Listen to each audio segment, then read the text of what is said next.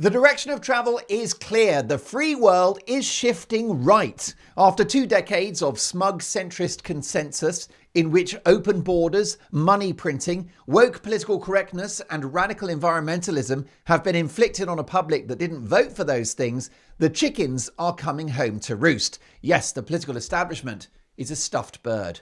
On the face of it, nothing has significantly changed. Germany have elected a moderate establishment figure in Friedrich Merz, whose conservative CDU-CSU alliance won with 28.6% of the vote. But the elephant in the room is the right-wing Alternative for Deutschland party, the AfD, who achieved a record 20.8% of the vote, making them the second largest party in Germany and the effective political opposition. Now, Merz has already ruled out any kind of coalition with the AfD, but the forces behind their success this weekend will only grow stronger, especially if mainstream parties continue to ignore the public. As the leading Austrian political commentator, Professor Ralf Schollhammer, told me on this very programme, efforts to thwart the democratic will of the people will ultimately fail, with the AfD in pole position to win next time round if things don't change. Now, the shift right is not unique to Germany. The Italians voted for Giorgia Meloni, whose party, the Brothers of Italy, has links to the far right. The Sweden Democrats, another right-wing populist party, came in second at the last elections. In Austria, the right-wing Freedom Party secured the highest percentage of the vote in the September 2024 general election. Meanwhile, Finland, Slovakia, Hungary, Croatia, and the Czech Republic are all countries that have what the media call hard-right parties in power, indicating a broader trend across the continent. Meanwhile, in Argentina, Javier Milei, a self-styled anti-woke anarcho-capitalist, a man with very big hair and a lot of personality, was elected president.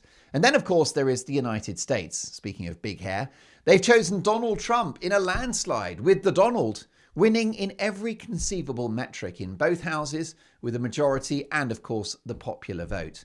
So why is this happening? Well, put simply, a growing portion of the public have had enough. Most people, for example, welcome a sensible degree of immigration, understanding that it fills a skills gap, for example, here in the UK in the NHS and the care sector, and it adds to the vitality of our diverse society.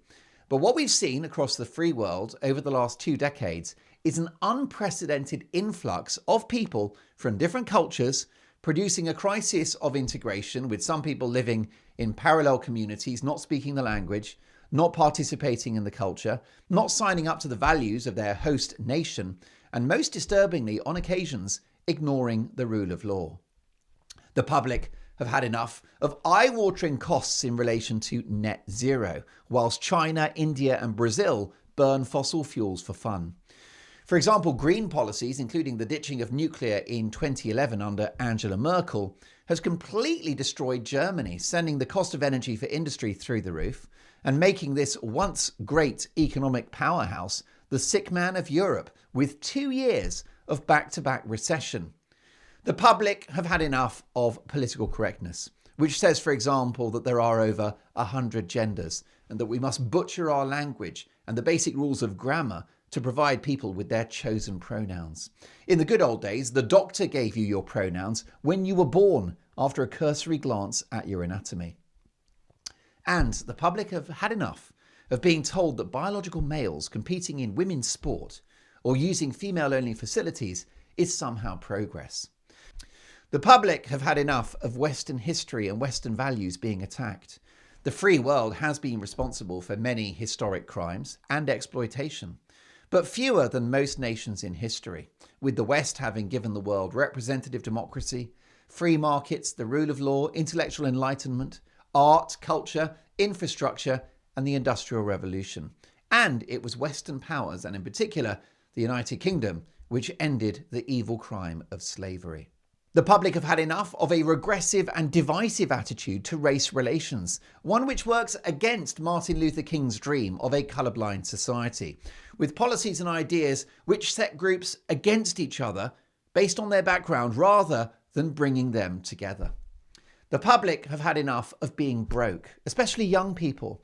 No disposable income, no savings, no pension, no hope, of getting on the housing ladder, no stake in society, half their salary going into the pockets of a landlord. The public have had enough of an economy that expressly does not work for them. 15 years of money printing has been a financial fraud on the people. The illusion of a generous state that's got your back, but which is actually stealing from you via the egregious and cruel stealth tax that is inflation. Free spending countries have also chosen to saddle future generations, many of whom that haven't even been born yet, with borrowing that only exists to prop up the West's unsustainable and near bankrupt social model. Most developed nations live beyond their means. That's right, they live beyond their means. And there is the lack of political courage to be honest with the public about that. But a day of reckoning is coming. We're already starting to see it with a new generation of leaders who actually reflect the views and concerns of ordinary voters. Meloni in Italy has drastically cut immigration, something she was told it was impossible to do. Milei in Argentina, with Thatcherite policies and a war against socialist ideas, has seen inflation defeated and an economic revival in full flow. And Donald Trump has immediately set about ending unpopular and expensive foreign wars, curbing the worst excesses of net zero, codifying the importance of biological sex in America's public institutions, tackling government waste with the help of part-time lumberjack Elon Musk, and with the threat of tariffs, attempting to secure a better deal for the American people. Now, there may be some very unpalatable characters supporting the AfD, but like these other emerging political parties, the message of the AfD is pretty much the same. Curb legal immigration, get it down to sensible levels, end illegal immigration, and take a measured approach to the environment. The other policies celebrate the core values of the country, restore a sense of nationhood with both the privileges and duties that implies, to focus on the nuclear family and to end the woke stuff altogether, including much hated diversity, equity and inclusion policies, which are unfair, prejudiced, uncompetitive, against merit, which threaten public safety on occasions, and which should already be against the law. Now, as we speak, mainstream figures like Friedrich Merz and, of course, Keir Starmer here in the UK are in power. So they have an opportunity to listen. And this is the point, to address the concerns of a restive and unhappy population and to acknowledge that the political headwinds are happening for a reason. If they react, if they engage, okay, that is their opportunity.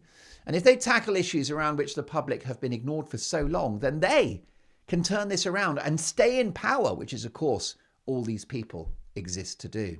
But I doubt they will, because the smug ruling elites are so out of touch with ordinary voters and have hitherto judged the public very harshly for their unfashionable and apparently unpalatable views, ones that would never crop up at one of their posh dinner parties. Like, for example, the idea that mass uncontrolled immigration may not be an unalloyed good after all.